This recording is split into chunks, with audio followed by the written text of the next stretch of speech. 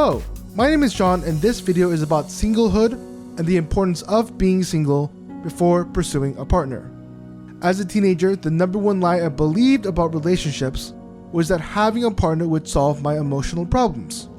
I was going through the first major phase of aggressive mood swings as a teenager, and it put a major strain on my friendships.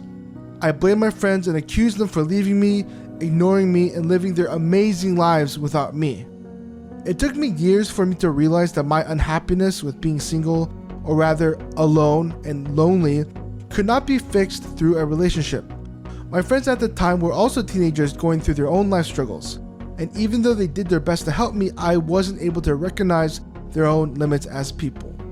As time passed, I learned how to address my emotional struggles and trauma through therapy and became more stable with the help of medications. However, there seems to be a lot of pressure from the narratives of social and mainstream media for those who are happy and content to be in relationships.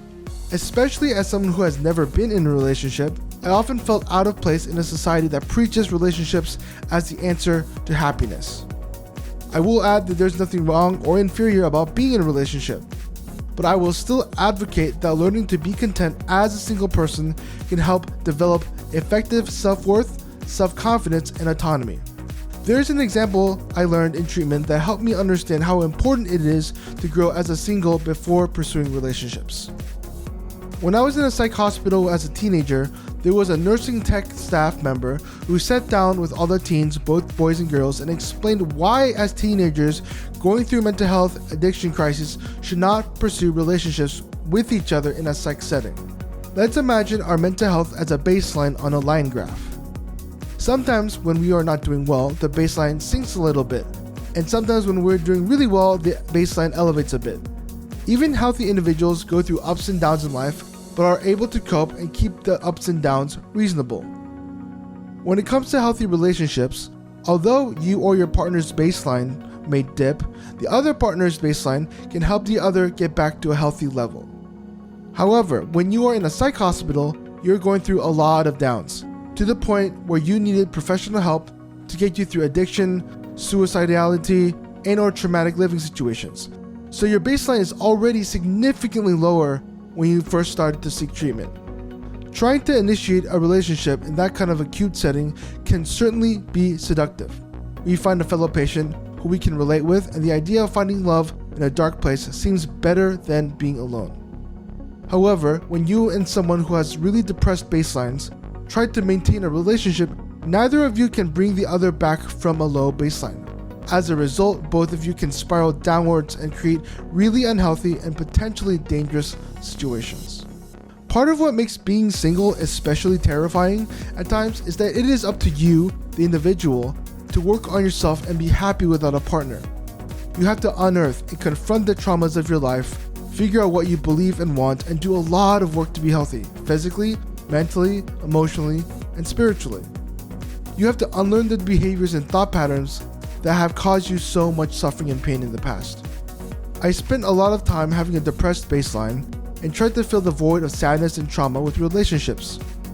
I was angry at the things I lost, what could have been without my mental illness, and the lack of control I felt over my trauma.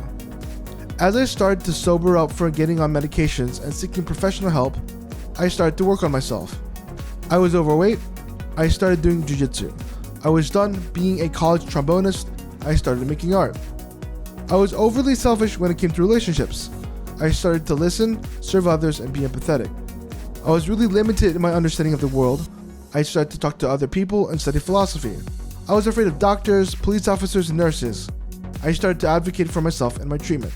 To prove my point, if I was to die suddenly, without warning, today, even though I'm not in a relationship, don't have a lot of money, or am the most successful artist ever, I would be content. I would be content because I devoted my energy, time, and life to being a happy and content human being. Of course, we want life to be something we accomplish, a finite endpoint where we can say, I've made it. But life, as cliche as it sounds, is about the journey. Going through the ups and downs of life is difficult, but can provide opportunities to overcome. Overcome, suffer, and overcome again.